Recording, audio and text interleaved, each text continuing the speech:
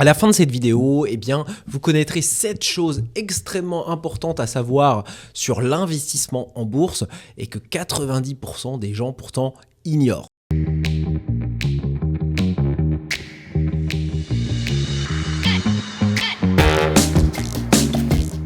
Donc c'est David, je suis très heureux de vous retrouver pour cette nouvelle vidéo dans laquelle je suis obligé de commencer, vous le savez, par vous dire que je ne suis pas conseiller en investissement et que ce que je partage ici sur cette chaîne, c'est mon analyse, c'est ma vision, mais vous devez le prendre évidemment à titre de divertissement. Alors la bourse, c'est un moyen, vous le savez peut-être, l'un des moyens les plus simples pour investir sérieusement. Alors dans cette vidéo, j'ai 3 bonnes nouvelles à vous annoncer et 4 mauvaises à propos du marché boursier. Donc si vous êtes prêt d'investir en bourse ou si vous le faites déjà, regardez absolument cette vidéo. Alors on va commencer par les 3 bonnes nouvelles. La première bonne nouvelle, c'est que la bourse n'est pas un casino. Alors c'est quoi la différence avec un casino? Alors un casino, vous le savez très certainement, quand on va jouer au casino ou au poker ou au paris sportif, il y a ce qu'on appelle une espérance de gain négative. Ça veut dire que lorsque vous jouez au hasard au casino, lorsque vous jouez au hasard au poker ou lorsque vous jouez au hasard au paris sportif, à long terme, vous allez perdre ce qui correspond à la marge du bookmaker. Donc en moyenne, on perd de l'argent quand on joue au hasard. Et ça n'est pas le cas en bourse. En bourse, le marché des actions en moyenne, il n'a pas une espérance de gain négative, il a une espérance de gain positive de, en moyenne, plus 10% par an. Donc ça fait une très très grosse différence. Ici, on est sur un avantage majeur de la bourse parce qu'en bourse, si vous misez à long terme, j'entends les yeux fermés, vous avez une espérance de gain positive, alors que au casino, évidemment, elle est négative.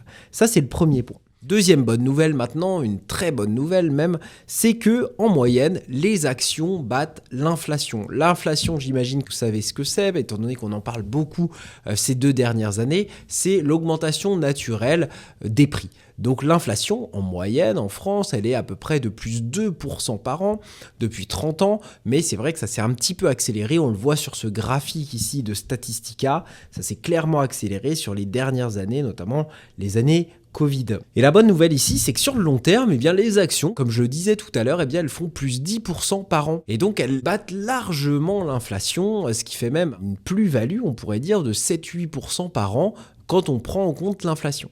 Donc c'est vraiment hyper intéressant, on peut le voir ici sur un ETF MSCI World. Donc c'est un ETF qui comprend de très grosses capitalisations boursières dans les pays les plus développés et on peut voir qu'en moyenne, on est à plus 10% par an.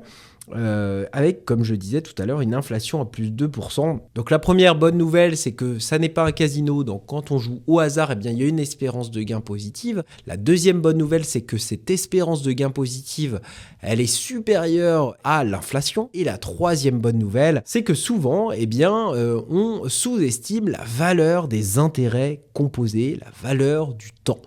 C'est-à-dire que quand vous investissez en bourse, la première année, vous allez gagner des intérêts. Mais ces intérêts, la deuxième année, ils vont aussi travailler pour vous. Et les intérêts des intérêts vont aussi travailler pour vous la troisième année, et ainsi de suite. Ce qui fait qu'au bout de 30 ans, un capital, ici on peut le voir sur cette simulation de 10 000 euros, qui serait placé à 10% par an, sur 30 ans, accrochez-vous, ces 10 000 euros se seront transformés en 175 000 euros, sans rien faire, juste grâce aux intérêts composés. 3 bonnes nouvelles sur la bourse qui, évidemment, nous motivent à nous intéresser à cet investissement. Néanmoins, 4 mauvaises nouvelles sur le marché boursier qu'il faut absolument avoir en tête quand on veut investir. Le premier inconvénient, c'est l'importance potentielle des frais. En fait, les investisseurs, la plupart du temps, ignorent l'impact que peuvent avoir les frais du broker, notamment lorsqu'ils investissent en bourse. On peut estimer, ça dépend des brokers, mais pour simplifier ici dans la vidéo, imaginez que les frais de votre broker, ce soit du 1%. De la transaction qui soit pris en frais. Alors imaginez vous avez 1000 euros, vous investissez sur un ETF en début d'année, le broker vous prend 1%, donc 10 euros sur vos 1000 euros. Donc c'est bon, ils sont investis, c'est super, vous avez 990 euros qui sont investis. Mais imaginez, vous le laissez à long terme, ça ne va pas poser de problème ces frais-là. Là où ça pose des problèmes, c'est pour les investisseurs qui vont retirer, redéposer, retirer, revendre leurs actions, racheter, revendre, etc. Et s'ils font ça ne serait-ce que 10 fois dans l'année, eh bien, il y a 10% de leur capital, en tout, 10 fois 1%, qui va être ponctionné par le broker. Or, 10% du capital, c'est l'espérance de gain qu'on est en droit d'attendre quand on investit en bourse. Donc, il faut bien vous dire que si vous faites 10 fois, vous allez acheter et revendre des actions à 1% de frais, après ça dépend des brokers pour les frais, mais vous avez déjà grillé votre espérance de gain pour l'année. Alors si vous faites ça 30 fois, eh bien vous avez même une espérance de gain de moins 20% sur l'année. Donc il ne faut vraiment pas négliger, sous-estimer ces frais de broker parce qu'en fait c'est eux qui peuvent même décider si vous allez être un investisseur gagnant ou perdant. Donc d'une manière générale, on évite de multiplier les frais de transaction comme ça à acheter et vendre non-stop des actions. Autre mauvaise nouvelle, malheureusement, c'est que le marché est très difficilement prédictible. Voilà. Donc en fait, pour faire très simple, il est quasiment impossible de prédire si le marché va monter l'année prochaine, s'il va baisser, s'il va... en fait, on n'en sait rien. Il y a plein d'analystes qui s'essaient à cet exercice, mais bien souvent, on se rend compte que ces analystes... ils vont avoir autant de fois raison que tort et qu'en fait, personne n'en sait rien. Et malheureusement, eh bien, si on se fie aux informations du moment, eh bien, ça ne profite la plupart du temps qu'au broker parce que c'est lui qui va prendre des frais de transaction à chaque fois que vous allez avoir un nouvel investissement en tête parce que vous avez vu à la télé qu'ils annoncent ce cours qui va monter, ce cours qui va descendre, etc. Prédire le marché, prédire le prix d'une action, c'est extrêmement difficile. Autre mauvaise nouvelle qui va découler de ça et qui va un petit peu appuyer le précédent, c'est que les fonds d'investissement ont les plus grandes difficultés du monde à battre le marché. On a vu tout à l'heure que le marché, c'était à peu près, le marché des actions gagnait à peu près en moyenne 10% par an. Eh bien, on s'est rendu compte avec le recul que les plus gros fonds d'investissement, c'est des fonds qui ont des moyens considérables, parfois des milliards, voire des dizaines, voire des centaines de milliards, qui ont les meilleurs experts dans leur rang.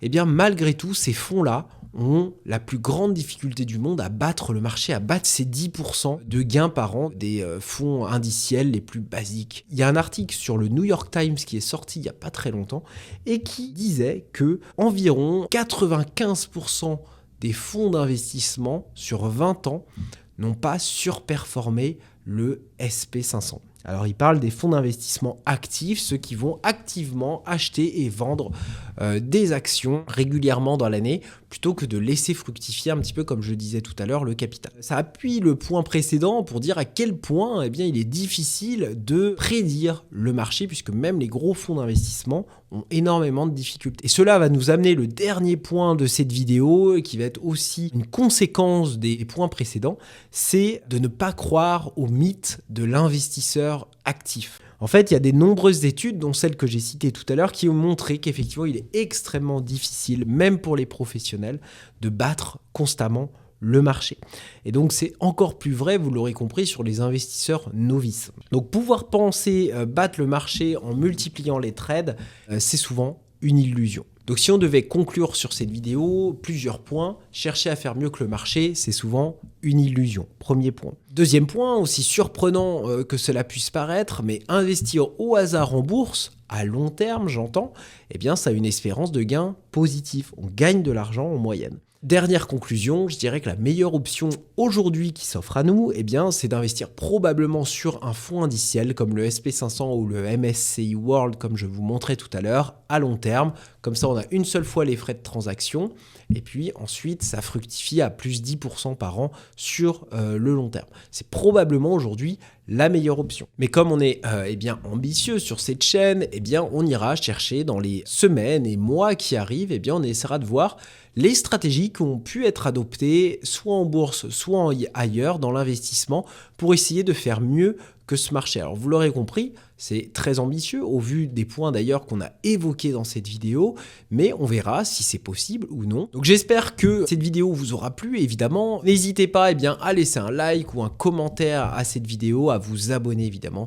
Vous le savez, c'est ça qui nous aide le plus à être référencés sur YouTube.